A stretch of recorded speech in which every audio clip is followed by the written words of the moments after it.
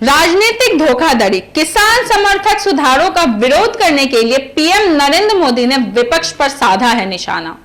प्रधानमंत्री नरेंद्र मोदी ने किसान हितैषी सुधारों का विरोध करने के लिए विपक्ष पर निशाना साधा और इसे राजनीतिक धोखेबाज करार दिया। पीएम मोदी ने कहा है कि ये वही लोग हैं जिन्होंने मुख्यमंत्रियों को पत्र लिखकर ठीक वही करने को कहा जो उनकी सरकार ने किया है। एक ओपन मैगजीन से इंटरव्यू के दौरान पीएम मोदी ने यह बयान कहा है कि अगर आप आज किसान समर्थक सुधारों का विरोध करने वालों को देखें तो आपको बौद्धिक बेईमानी और राजनीतिक धोखेबाजी का असली मतलब पता चल जाएगा। प्रधानमंत्री ने यह भी कहा कि ये वही लोग थे जिन्होंने अपने चुनावी घोषणा पत्र में लिखा था कि वे वही सुधार लागू करेंगे जो भाजपा सरकार लाई है। फिर भी सिर्फ इसलिए कि कुछ अन्य राजनीतिक दल लोगों को इच्छा से धन समान सुधारों को लागू करते हैं, उन्होंने पूरी तरीके से यू टर्न ले लिया और बौद्धिक बेईमानी के एक खुले प्रदर्शन में पूरी तरह से उपेक्षा करते हैं कि किसानों को क्या फायदा होगा और केवल वे सोचते हैं कि उन्हें राजनीतिक रूप में कैसे लाभ होगा।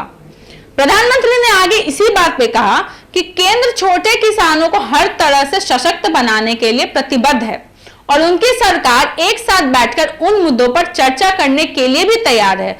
उन्होंने अपने बयान में आगे कहा कि इस संबंध में कई बैठकें पहले भी हो चुकी हैं, लेकिन अब तक किसी की भी बात को लेकर असहमति नहीं जताई और हम इसे बदलना चाहते हैं। प्रधानमंत्री नरेंद्र मोदी ने कहा कि वह महात्मा गांधी के ताबीज के आधार पर निर्णय लेते हैं और जो कहते हैं कि उनके निर्णयों के बीच गरीब या सबसे कमजोर व्यक्ति को क्या लाभ होगा या क्या नुकसान होगा, तो उन्होंने कहा कि निर्णय लेते समय मैं थोड़ा सा भी निहित स्वार्थ दिखाई देने को रुक जाता हूं। निर्णय शुद्ध और प्रामाणिक होना चाहिए और यदि निर्णय इन सभी परीक्षणों से गुजरता है तो मैं इस तरह के निर्णय को लागू करने के लिए दृढ़ता से आगे बढ़ता हूं।